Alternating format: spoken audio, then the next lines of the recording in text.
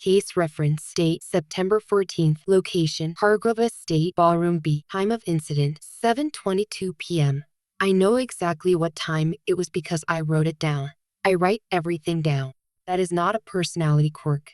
That is 11 years of structural engineering training teaching me that what is not documented does not exist. Load calculations, material stress reports, inspection findings. You do not guess. You do not remember.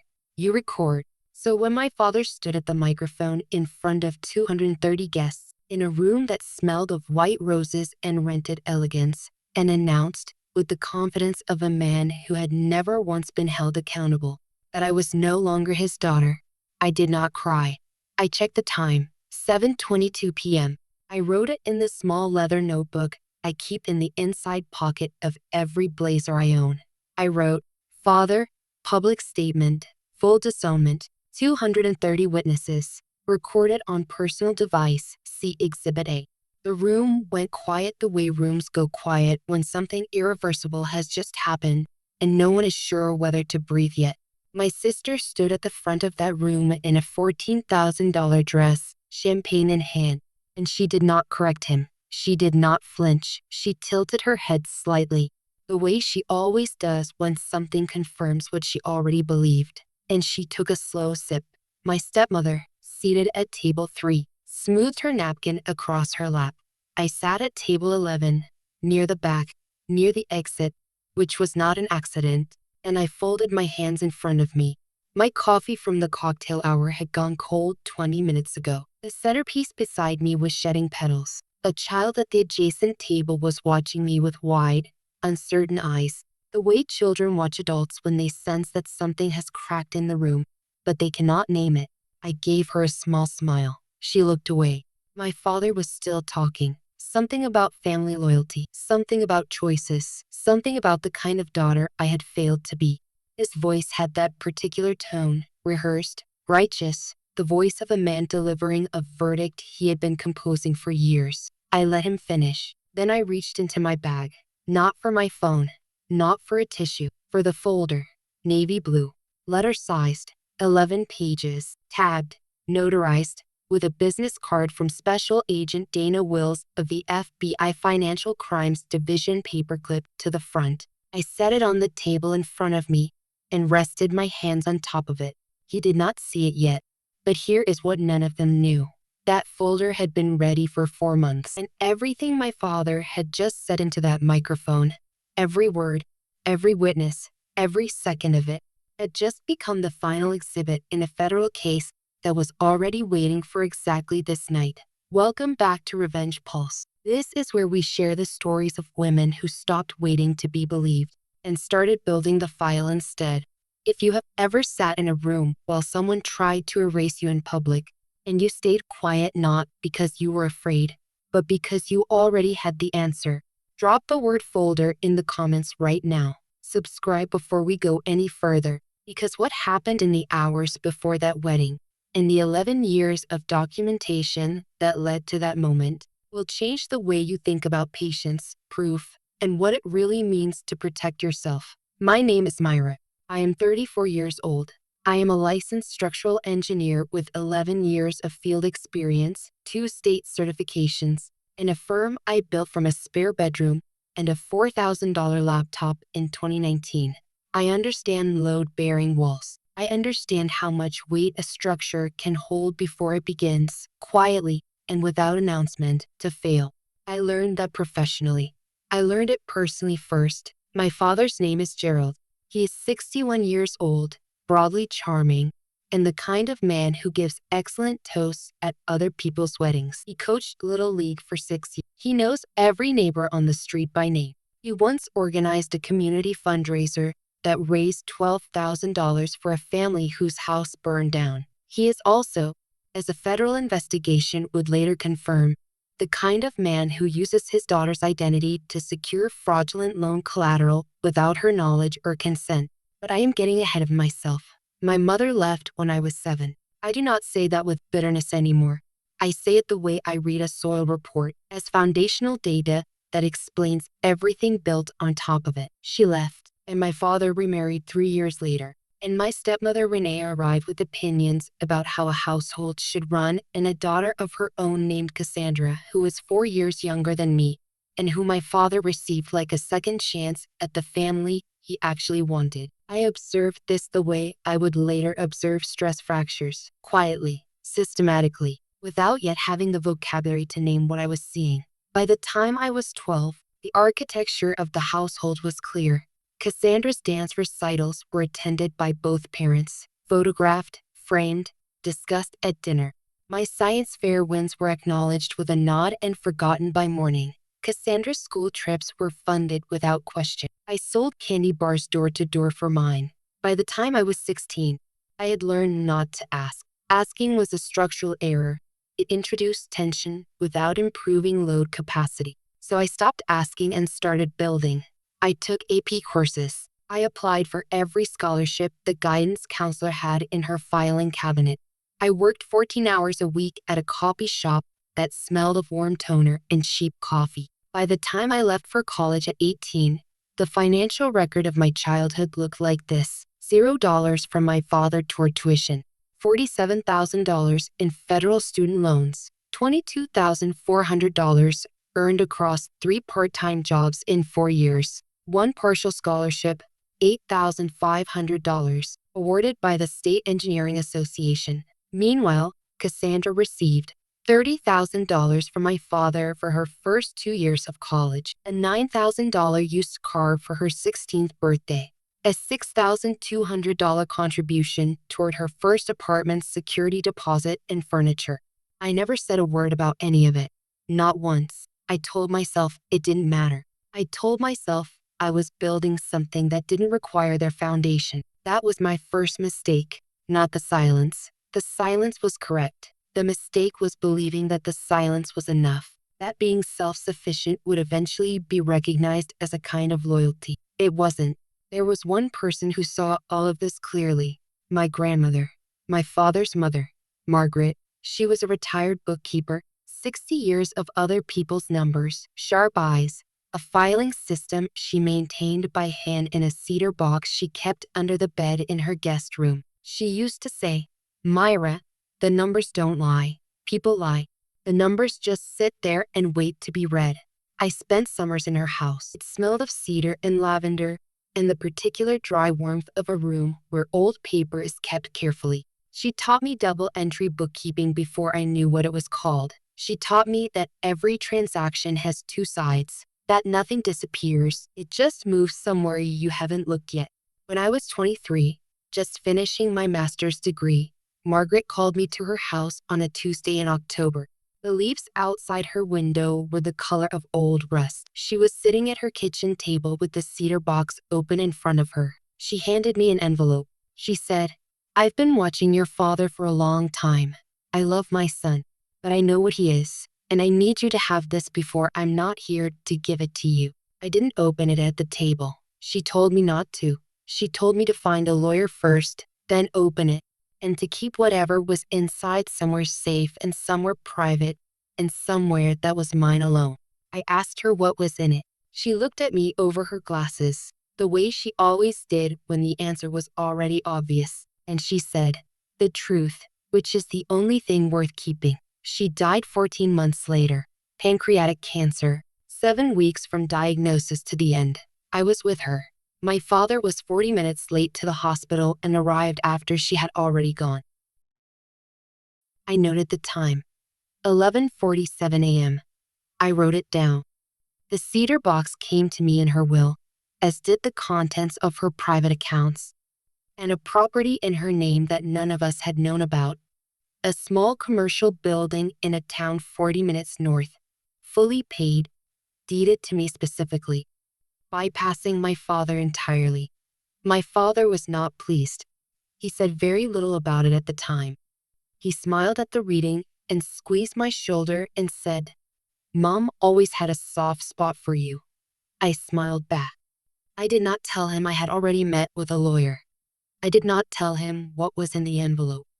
I did not tell him that the lawyer had made 3 phone calls within 2 weeks of reading its contents, and that one of those calls was to a contact at the FBI's Financial Crimes Division. I simply went home, put the cedar box in the fireproof safe in my office closet, and went back to work. That was 4 years before the wedding. Cassandra announced her engagement in February. The wedding was set for September. I was invited, not to be in the wedding party, which I had not expected, but as a guest. Table assignment to follow.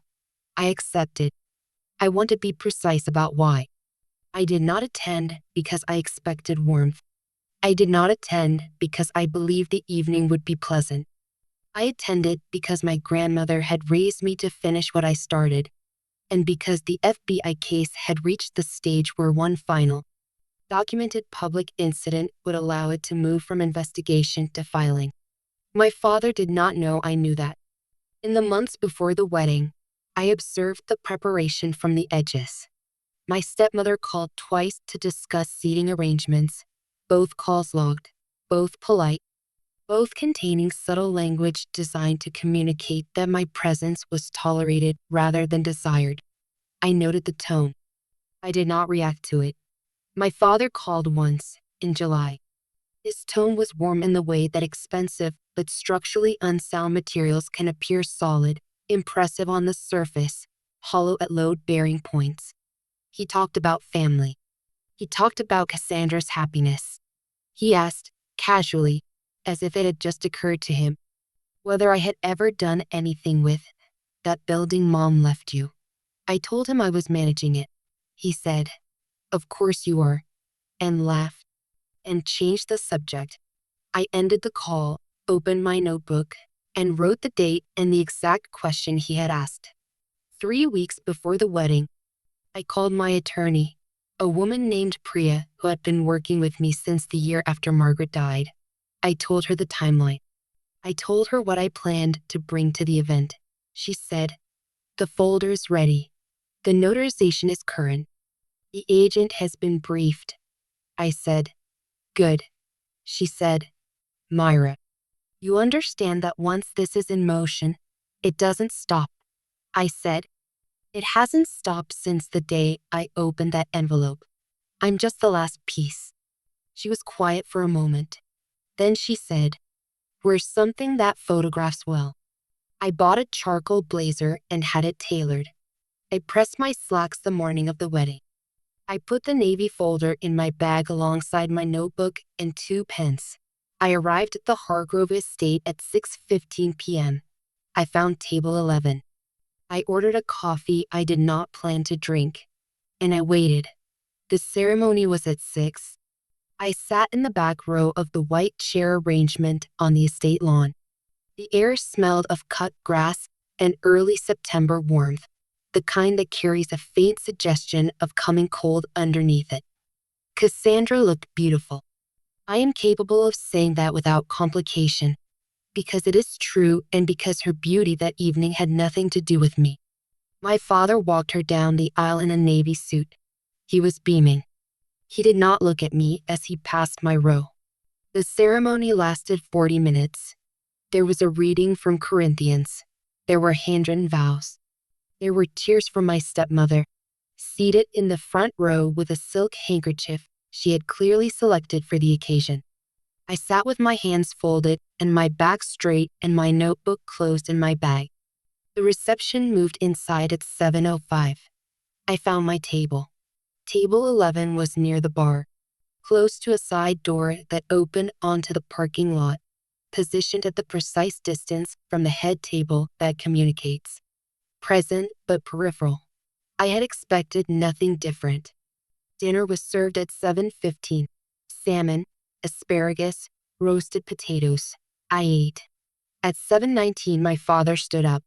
He tapped his champagne glass. The room quieted. He began speaking about family, about what it means to raise a child, about the kind of love that asks for nothing. His voice was warm and measured, and he made people laugh twice in the first 90 seconds. Then his tone shifted. He said there were people in a family who chose connection, and people who chose distance. He said he had tried, for many years, to reach across that distance and had been met with a door that was always closed. He said he believed in speaking the truth even when it was painful. He said that some relationships could not be repaired because one party had never wanted them to be. Then he said my name. He said that as of this evening, in front of everyone who mattered to him, he was formally and finally releasing me from the family. He said he wished me well. He said he hoped I would find whatever it was I was looking for, since I had made clear, through my choices and my silence, that it was not here. He raised his glass to Cassandra. The room applauded, uncertainly at first, then more fully, because rooms follow the person holding the microphone. I looked at my watch. 7:22 p.m. I opened my notebook. I wrote this entry. I underlined the time. A woman at the adjacent table. A guest I did not know, perhaps a friend of the groom, leaned slightly toward me and said quietly, "Are you all right?" I told her I was fine. She put her hand briefly on my arm, just for a second, then withdrew it. She didn't know my name or my history or anything about the folder in my bag. She just acted. And in that single second of a stranger's hand on my sleeve, I felt more seen than I had in 11 years of that family's attention. I picked up my pen, and I finished writing the entry. I excused myself from the table at 7:31. I walked to the women's lounge off the main corridor, which was empty. It was a well-appointed room, small sofa, vanity lighting, a smell of powdery floral air freshener and hairspray. I sat on the sofa. I put my bag on my lap. I opened the fireproof inner compartment. The navy folder was inside, where it had been all evening. I held it for a moment. I thought about my grandmother's kitchen, the October light, the cedar box open on the table, and her hands, older hands, careful hands. The hands of a woman who had kept books for 60 years, pushed the envelope across to me. It was October 2017. Margaret was sitting very still, which was unusual for her. She had always been a woman in motion, adjusting, tidying, annotating. But that morning she was still. She handed me the envelope and she said, "Your father has been borrowing against things that don't belong to him, including you." I didn't understand yet. I was 23. I understood engineering, not finance, not fraud. She said, "He used your name, Myra, when you were 19 and 20 and 21, and you were away at school and you trusted him. He used your name on 3 loan applications. He told 2 lenders you were a co-signer. You were not. You never signed anything. He signed for you." I remember the sound of the clock on her wall, the particular click of its second hand. I remember that my hands went very cold. She said, "I found out 4 years ago. I have been gathering the documentation since then. Everything is in here. The original loan applications, the forged signatures, the account statements, my own sworn written account. I had an attorney look at it. He told me what it was." She looked at me. She said, "It's federal, Myra. What he did is federal. But it is your name, and it is your choice. I am not making this choice for you. I am making sure you have what you need to make it yourself." I sat in that kitchen for a long time after she finished talking. Then I took the envelope home. I found a lawyer. I opened it with her present, and I learned what my father had done. Between 2008 and 2012, Gerald had filed 3 separate fraudulent loan applications using my personal information as co-signer collateral. The loans totaled $340,000. 2 had been repaid using funds from a real estate transaction I had no knowledge of. 1 was still partially outstanding. My credit had been affected in ways I hadn't understood at 22, chalking up the discrepancies to my own inexperience. It had not been my inexperience. Inside the cedar box were the 3 things Margaret had assembled. The original loan documents, with my forged signatures, copies obtained through her contacts at the lending institution where she had once worked, a 12-page handwritten ledger she had kept, dated across 4 years, documenting her discovery of the fraud step by step, in her precise bookkeeper's hand. Every entry timed and sourced. And a letter. Not a legal document. A personal letter, addressed to me in her handwriting. That began, "My Myra, you built everything yourself. I want you to know I saw that. I saw every single year of it. I had read that letter 31 times. I knew the count because I had written it in the margin of the letter's back page each time. A habit she had taught me without knowing she was teaching it. I refolded it. I placed it back in the cedar box in my home safe. The folder in my bag was the legal version, the federal version. 4 months of work between my attorney and agent Wills, the loan documents, the ledger, the forensic signature analysis confirming the forgeries, my grandmother's sworn written account, and a formal complaint filing that was ready to submit the moment I handed it to the appropriate party. I had been waiting for the right moment. My father had just given it to me on a microphone in front of 230 people. I smoothed the front of my blazer. I picked up the folder. I checked the business card, Agent Wills, her direct number, still clipped to the front. I knew exactly what I was going to do. I want to stop here for just a moment. I am sitting in a lounge off a wedding ballroom. I am holding 11 pages of federal documentation and a business card. My father just disowned me in front of 200 people, and I am completely peaceful. Not because I am unfeeling, because I have been building toward this for 4 years, and I did not come here tonight to fall apart.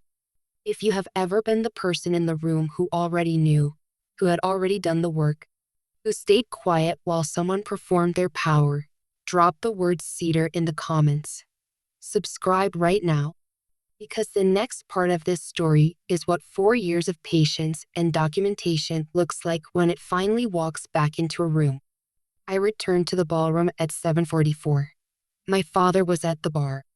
He saw me re-enter, and I watched the calculation move across his face, the small, practiced recalibration of a man deciding how to manage a variable he thought he had already removed. He came to table 11. He sat down across from me without being invited. He said he hoped I understood that what he had said was coming from a place of love, that he had tried to reach me for years, that I had made it impossible, that tonight was about Cassandra, and he needed me to understand that my energy could either support this family or it could leave. I looked at him the way you look at a joint under load calculation, with attention, without emotion, measuring only what the numbers show. I said, "I understand." He waited for more. There was no more. His tone shifted. He said he had heard I was doing something with the building my grandmother left me. He said the family felt that building should have been managed jointly, given that it was a family asset, and he had consulted an attorney who agreed there might be grounds to revisit the distribution. I said, "Your attorney is incorrect." He said the attorney disagreed. I said, "The deed is in my name. It has been in my name since October 2017. There is no legal instrument by which that changes. If your attorney told you otherwise, you should find a different attorney." His jaw tightened. The charmed surface was cracking the way a facade cracks before a wall goes, slowly, then all at once. He said I had always been difficult, that I had weaponized my grandmother's affection, that I had positioned myself as the responsible one to gain access to assets I had no right to. He said my grandmother had been elderly and not fully herself in her final years, and he had grounds to question the validity of her decision-making. I wrote 3 words in my notebook without looking down. Competency claim, verbal. 7:51 p.m. He saw me write. He said, "What are you writing?" I said, "Notes." He said, "This isn't a deposition, Myra." I looked up at him. I said, "Not yet." He left the table. At 8:04, my stepmother came. Her approach was warmer, and therefore more dangerous, soft voice, careful eyes, the smell of her particular rose perfume that I had associated since childhood with the specific discomfort of being managed. She said she hoped I wasn't going to make a scene. She said Cassandra deserved a perfect night. She said the family had tried, and my resistance had made things very hard. I said, I haven't made a scene. I had dinner. I've been very quiet. She said, you came here with an agenda. I said, I came here as an invited guest. She left. At 8:17, my father returned, this time with Cassandra beside him. She was still in the dress, champagne still in hand, and she looked at me with an expression I recognized as the look she had perfected since childhood. The look of someone who expects to win by virtue of being the one who is loved more. She said she thought it would be better for everyone if I left early. I looked at her for a moment. She was beautiful, and she was my father's instrument, and I had never hated her for it. Only grieved the version of a sister that might have existed if the conditions had been different. I'll leave when I'm ready. I reached into my bag. I placed the navy folder on the table. I slid it across the white linen, slowly, the way you slide a completed report across a desk to someone who is about to understand that the structure they trusted has already failed. Cassandra looked at it. My father looked at it. I said, I came tonight because I needed one final documented incident for a file that has been under federal review for the past 4 months. You provided it at 7:22 p.m. I have the audio recording. My father's face did not change immediately. That is always how it begins. The lag between the word landing and the mind accepting the weight. He said, what is that? I said, it's a federal complaint filing, fraud, identity theft, 3 counts, between 2008 and 2012. Your name, Dad. Your signatures, beside mine, which are not mine, which a forensic analyst has confirmed are not mine. Cassandra said, what? He said, this is ridiculous. He reached for the folder. I put my hand on top of it. I said, you can't take it. That's a copy. The original was submitted to Agent Dana Wills of the FBI Financial Crimes Division at 9 a.m. this morning. This copy is yours. The room had not gone quiet yet, not the full room. We were at table 11, near the edge, and the music was still playing near the dance floor. But the tables around us had noticed. The stillness was spreading outward in a ring, the way structural failure spreads from a fracture point, invisibly, then everywhere. He said, you are doing this at your sister's wedding. I said, you disowned me at your sister's wedding. I documented it. Stage 1. Denial. He said the loans were a misunderstanding, that he had intended to tell me, that the amounts had been repaid. That family handled things internally, and this was a betrayal of everything a daughter owed a father. I said nothing. Stage 2. The legal challenge. He said his attorney would have this dismissed. He said my grandmother's documentation was the work of an old woman with a grudge. He said forensic analysis could be bought and paid for. I said, the forensic firm was court-appointed. The analysis was completed in June. Stage 3. His voice rose. Not to a shout. He was too practiced for that in public, but to a particular elevated register that I had heard exactly once before. When I was 17, and I had asked him directly why Cassandra's college fund existed and mine did not. It was the register of a man who had never been cornered before and did not know the shape of it. He said I had always wanted to destroy him, that this was what I had been building toward my entire adult life, that my grandmother had poisoned me against him and I had used her death to weaponize documents that were taken out of context. Stage 4. He looked at Cassandra.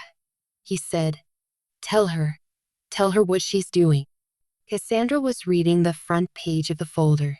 She was very still. She said, Dad. He said, Cassandra, she said, my name is on one of these. And the room, not just her corner of it now, but the full ballroom. The DJ having quietly faded the music at some point I hadn't tracked, went completely silent. My father said nothing. Cassandra looked at me. Her expression was not the one she had worn all evening. The champagne was still in her hand, but she had forgotten it. She said, "He used my name too?" I said, "One application. 2011. You were 17. It's in the second tab." She opened the second tab. My father reached for her arm. She stepped back. Stage 5. He sat down. He put both hands flat on the table in front of him and he looked at nothing in particular, and he was very quiet, and the silence was not peaceful. It was the specific silence of a structure in the last second before full collapse. The kind I had learned to recognize. The kind that feels like stillness, but is actually everything giving way at once. I stood up. I picked up my bag. I looked at my father one last time. Not with anger. Not with satisfaction. With the precise, factual regard of an engineer completing a final inspection. I said, "I am not taking anything from you. I am taking back what was always mine." I walked to the side door. I pushed it open. The September night air hit me like cold tile under bare feet, immediate, clarifying, real. I walked to my car. I did not look back. Agent Wills called me at 9:02 a.m. on Monday, 2 days after the wedding. I was in my office. I was on my second coffee. I had slept, which surprised me, and woken up feeling the particular quiet of something long held finally set down. She said the complaint had been formally accepted and a preliminary inquiry was now open. She said the documentation package I had submitted, my attorney's filing, Margaret's ledger, the forensic analysis, the loan records, was, in her words, thorough. She said, "Your grandmother kept excellent records." I said, "She was a bookkeeper for 60 years. There was a brief pause.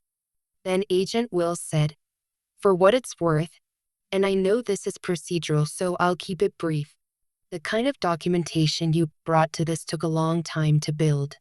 Most people don't have the patience." I said, "She built most of it." She said, "Well, it held up." My father hired an attorney within the week. His attorney contacted Priya to discuss resolution options. Priya responded in writing. Her letter was 4 sentences long. The last sentence was, "My client has no interest in resolution. My client has an interest in accuracy." My father's competency challenge to my grandmother's estate documents, the claim that Margaret had not been fully herself, was reviewed by the court and dismissed in November. The documentation of her mental clarity, including her bookkeeper's ledger and the attorney she had consulted privately, was more than sufficient. The building remained mine. The federal inquiry remained open. My father had nothing left to argue, not legally, not procedurally, not on paper, and the paper was all that had ever mattered. My father was formally charged in January. I will not describe the proceedings in detail because they are still partially ongoing and because Priya has advised me carefully. What I can say is that the charges were serious, the documentation was complete, and the forensic evidence held. Cassandra called me in October, 3 weeks after the wedding. She did not apologize, exactly. She said she had spent a lot of time thinking. She said she had hired her own attorney to understand the extent to which her name had been used. She said she was angry at a lot of people, including herself. I listened. I did not fill the silence for her. She said, "I didn't know about the loans." I said, "I know." She said, "I knew other things.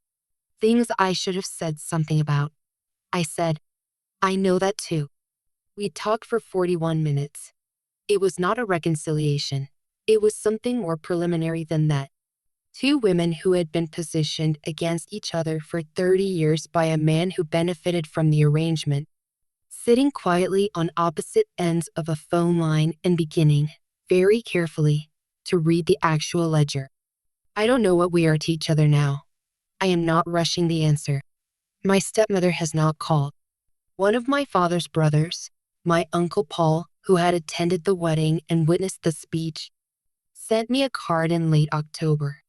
It said only, "Your grandmother would be proud." I'm sorry it took this long. I kept the card. I put it in the cedar box. In February, I took on a new commission, a community arts center in the town where Margaret's building sits. The project came through a referral from a colleague, and when I went to the site for the first assessment, I parked outside Margaret's building first and sat in my car for a few minutes. It is a small building, red brick, 4 units.